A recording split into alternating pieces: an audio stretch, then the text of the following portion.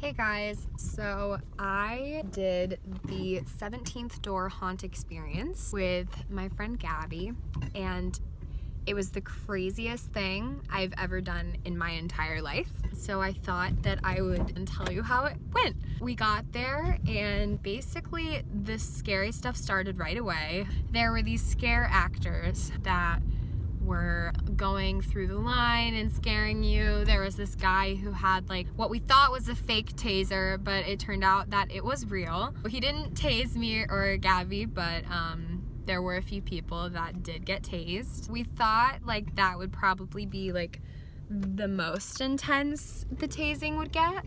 That was not the case. We basically got to the front of the line. We had to fill out a waiver, basically saying that if we got injured, we would just have to deal with it. We were told that it was our turn to come in, and so we went into the first room. We had to look into a camera and say on video that we signed the waiver and we are doing this haunt. And so we went in the room.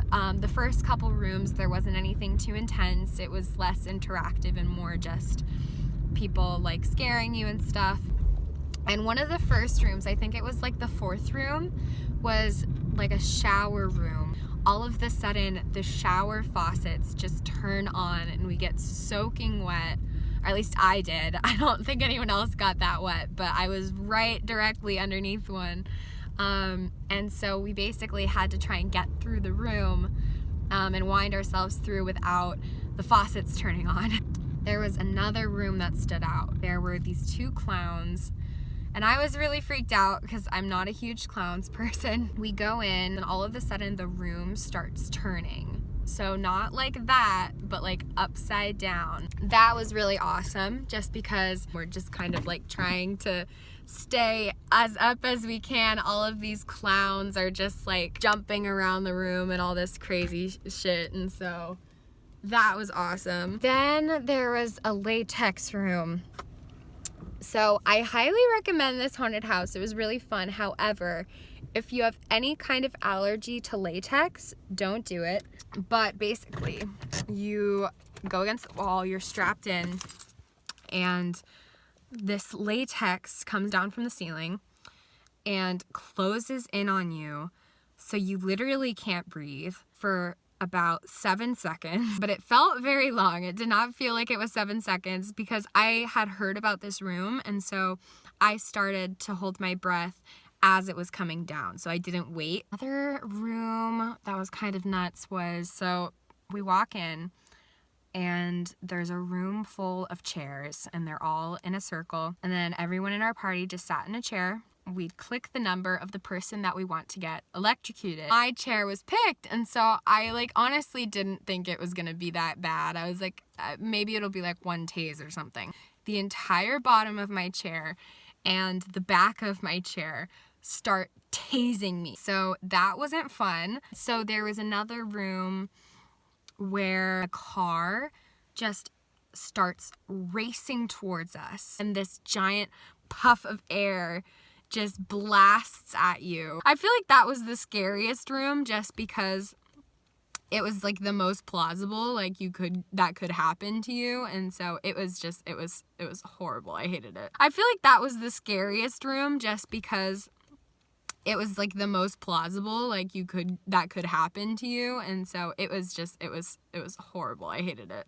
And then there was a room where, so they targeted me specifically because I knew what was going to happen and I made the mistake of saying it. Go inside, they like close the door, it's just you, and then the chamber starts tilting so that you're basically on your back, like the bottom opens and you fall like 5 feet into this ball pit. So the second we enter the room, I say, "Oh, don't be freaked out, you fall into a ball pit."